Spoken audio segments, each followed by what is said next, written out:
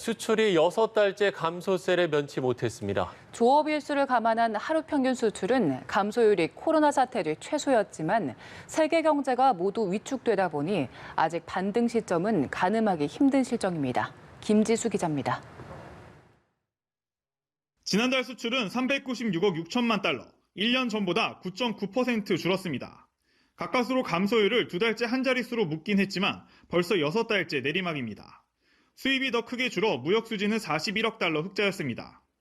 하지만 일부 개선 조짐도 있었습니다.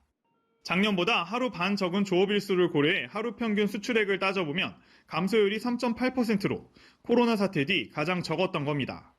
역시 하루 평균으로 보면 중국, 미국, 유럽연합, 세계 3대 경제권으로의 수출이 23개월 만에 동반 증가했습니다.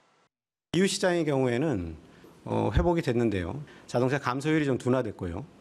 바이오 헬스나 컴퓨터, 가전 쪽에서 많은 선전을 해주었습니다.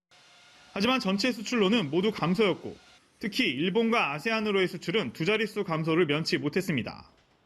주요 품목들도 석유 제품이 44% 급감한 것을 비롯해 석유화학, 철강이 20% 안팎의 감소율을 기록하는 등 부진했습니다.